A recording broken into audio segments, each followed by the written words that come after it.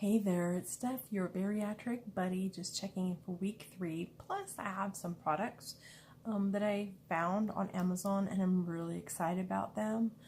Great for folks like me who get the munchies. So, week 3 was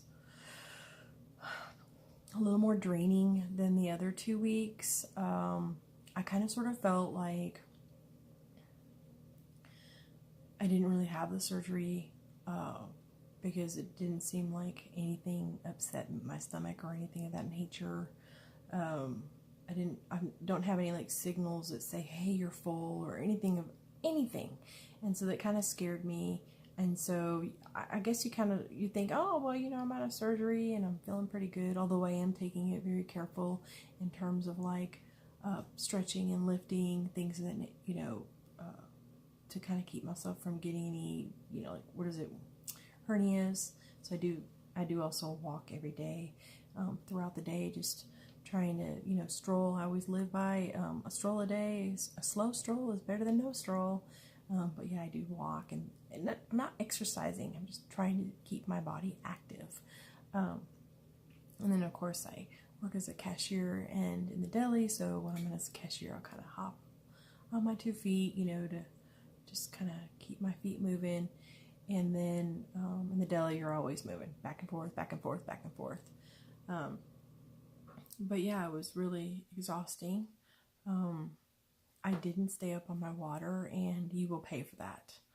My back hurt a lot. I had a lot of muscle cramps. I had a very severe bout of paranoia. Like I had a gastric leak or sleeve leak. I guess because I, didn't have any problems, I thought I was past that time frame, and I had the shock and awe of finding out that no, there's the initial leak of your sleeve staple line, and then a couple of weeks later after the surgery, as things the swelling kind of stops, leaks can appear, or things can get lodged in between your staple line if you eat stuff that you're not supposed to, or too early, or you didn't chew it enough. And if you are like me and you're felt really hungry and like, man, a fourth a cup, I need to eat some more, or something like that, like a half a cup or something.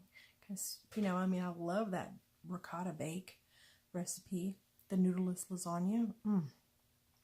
And so, yeah, it was just like, I had to kind of really feel like I was hungry. But I'll tell you the best solution to fix that. Go on YouTube. Google some videos for people who had staple line leaks or gastric leaks or strictures. If you have an RNY, same thing. If you feel like you're hungry, which you're probably not, so this really doesn't apply to you, but the sleeve people, this usually does. Watch those videos. It will put the fear of God in you. You will not be hungry anymore.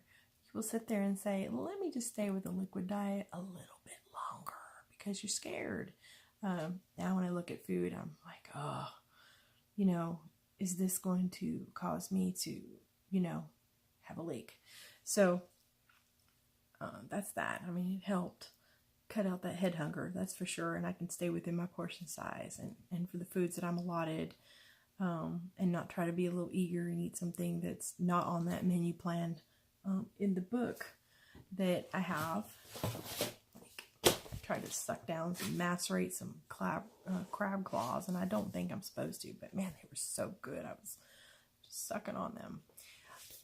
This book right here, yeah, I got a little confident. I didn't suffer any side effects. I will say, I tried to do a taste of a Chick-fil-A chocolate milkshake because I was really, really hungering for a chocolate milkshake, and I've got to find a way to curb that safe, have that safe alternative. I don't know if it's like having some Jell-O pudding frozen and then, blending it down. I'm not sure. But yeah, I had just a couple like sips of it, and 20 minutes later, like my whole digestive system fell apart. So yeah, I don't think I'll be doing that again.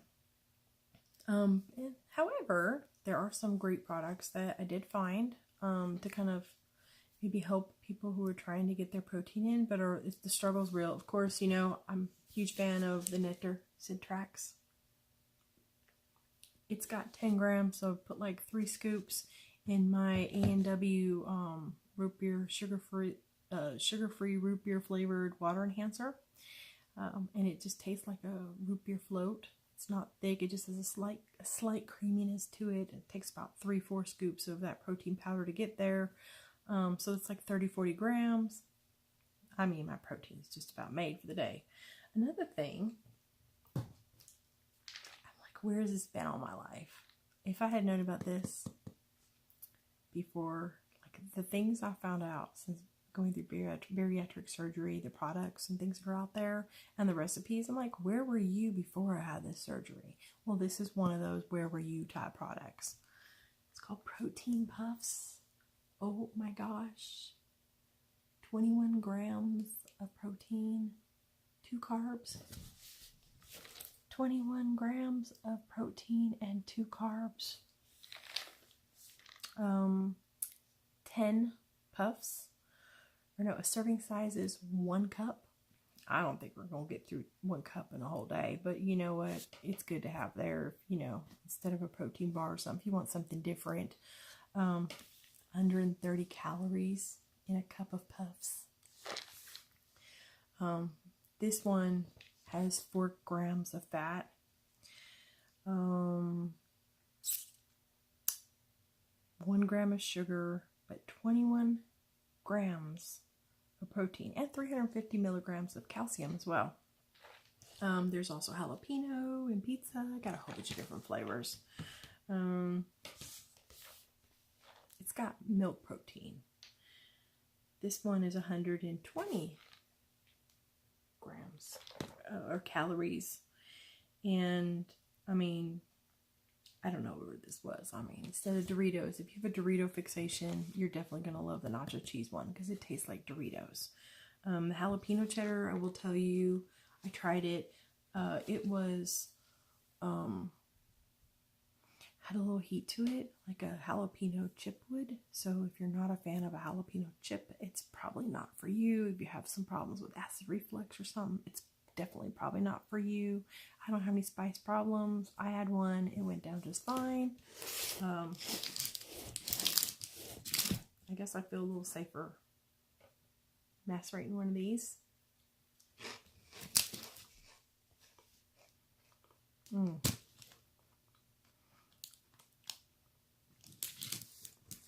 It really dissolves. Maybe don't eat a whole bunch of them. Ask your bariatric program if they're okay for you at the stage that you're in. But I can tell you right now, it's about darn guilt-free for me as I can get. And it doesn't have a whole bunch of sodium in it compared to like chips. It does have like 350 to 400 milligrams sodium. I'm a little more sodium susceptible, so I will have to curb my enthusiasm on these. Okay, if you're having trouble getting your protein in, this, I mean, an unflavored, non-texture shake like the Nectar, unflavored. Maybe your ticket with the water enhancer that you really enjoy. Or I got some like extracts, like orange and lemon, and I also got root beer because sadly I can't remember where I got my A&W root beer flavor enhancer. So I got a bunch of extracts from the baking aisle, and I'll put some sugar alternative in there, and you know, in my water. Another thing I'm really excited about, I've got a new water pitcher on here. I really like it. It's EcoVessel. It has, hold on, I gotta get it out because I stuffed it in there too far. Oh.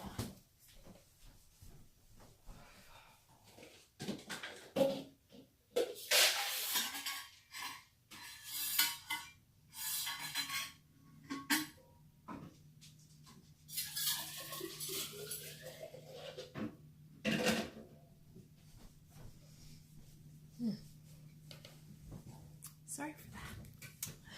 Has a little filter, and maybe it's for tea, I don't know, but for me it's really cool because it prevents the ice from hitting my face. And that's the one thing I hate about, oh, see, I almost did it again.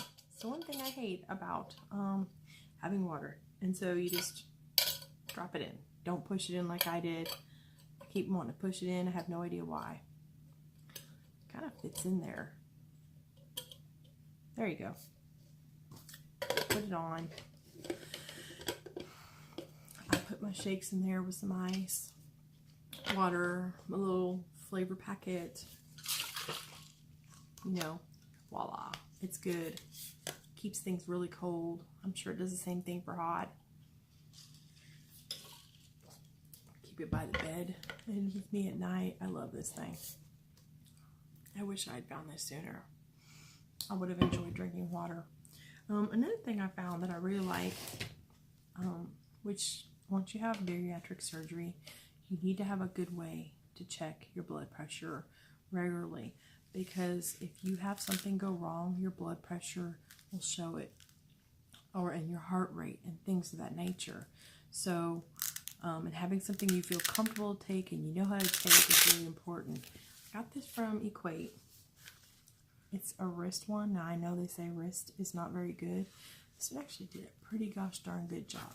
I have those mama arms and I need a special cuff for them. And so a lot of times my blood pressure is off when I check it with an arm one, and I can't find my blood pressure cuff that I had. I got my stethoscope from nursing school. But that's always to have a manual blood pressure and a good stethoscope. It's like the preferred way to take it in your arm with a cuff that fits your arm properly. I think that's one of the most important things. Too hot, too big, or too small, and your reading's not going to be right. But anyways, this little bugger, man, I love it. I'm not going to lie. I mean, it's easy to keep next to the bed. It's easy to just kind of sort of fit on there. Just want a good snug feel. About a half an inch up from your hand. It'll tell you if you have an optimal reading. Sure will. It'll give you a bunch of little error codes. I think I got it on backwards, to be honest. Yeah, I do. But anyways, if you feel like you're paranoid, like something's happened or whatnot, knowing your heart rate and all those things, it tells your heart rate, your blood pressure. It even gives you a color coding to tell you if it's high or low. So if I'm not mistaken, it has like 2 profiles and it stores it, so you can take it pretty regularly. I will say that when you take it, you are going to want to have, I think I might have,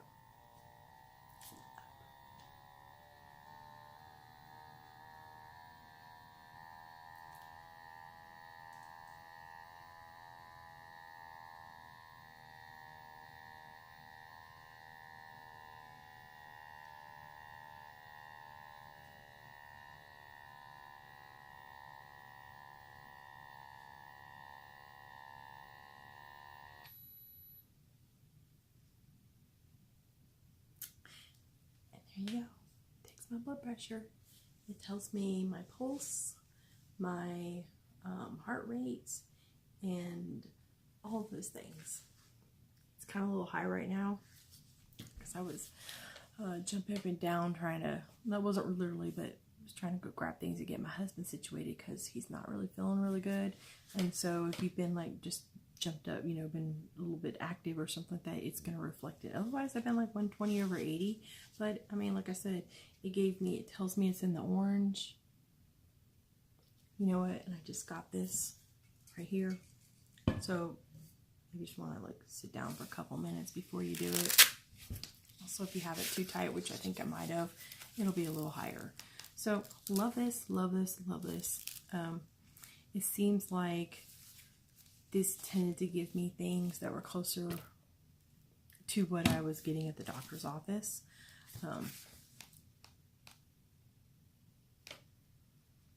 Let's see.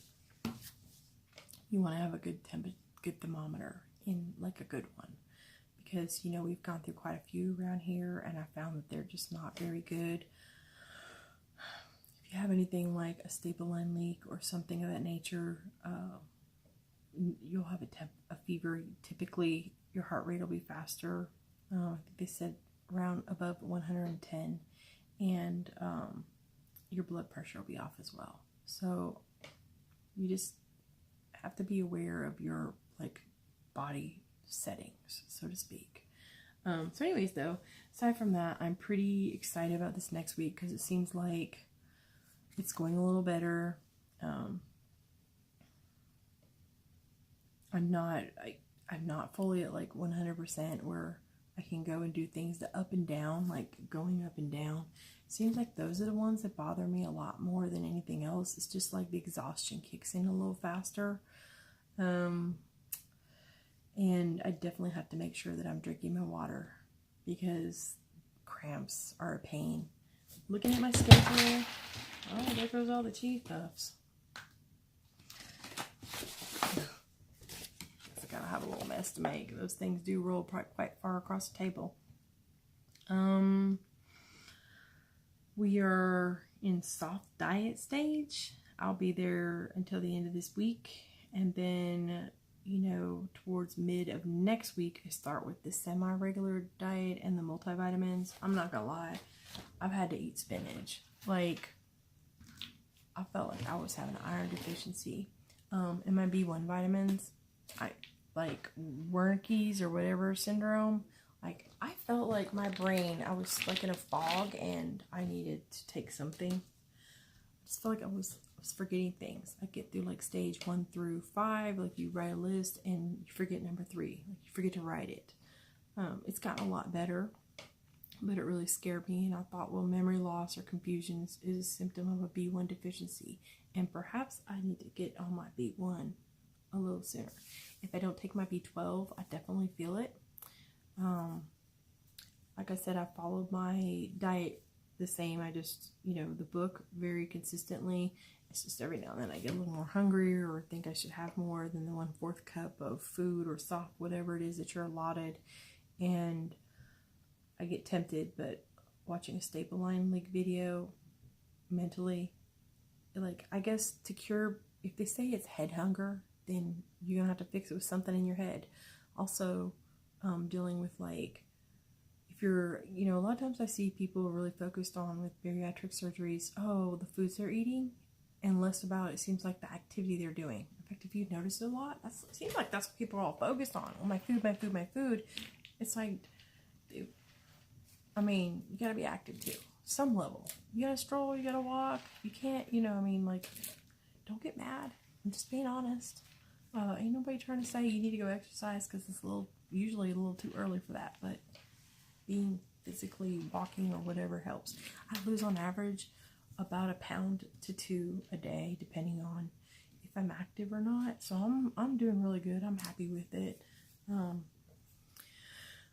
Yeah, I mean, it's nice if I walked a little more consistently throughout the day, then when I do, I lose about 2 pounds a day. If I'm, just average Joe and doing it like once or twice a day, then I lose about 1 pound. So activity level definitely plays a part.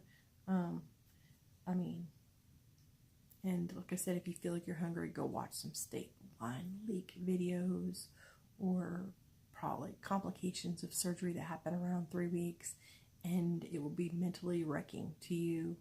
You will not think that extra bite or that food that you shouldn't eat is that tasty. It's like, ooh, I don't want to be in that situation. I'm scared. Let me just go back to my low protein water. Even that's not good enough to keep you from it. I'm just mentally, it feels like a safer space. That's all. All right, well, listen, I think I'll go take care of my husband, and he's not feeling too good. But y'all have a great day, and hopefully week 4 is, even better. And best wishes to you. If you have any tips or hints, please let me know. Also, I'm hoping to be enrolled in that free vitamin program, but I don't know how good the vitamins are or what quality they are. But it is a legit offer by Nescobal. Basically, they take the B12, they bill your insurance for the B12 nasal spray. It's a prescription. And then it's because it's filled through a certain company, that Nutrition Direct throws in the multivitamins, iron, and all those other little things, the little, vitamins that a bariatric person needs. It's like a bariatric pack of vitamins that they send in with it. So I mean, I'm going to be out my copay of like $25 versus having to buy all these things and be like out like what, $70 or $75 depending on where you get it at. I mean, I might just buy a box of like the bottle of B12 pills are like I think only $6. So if I don't even use the nasal spray, I just got it. It's worthwhile. Anyhow, well, y'all have a great day and take care.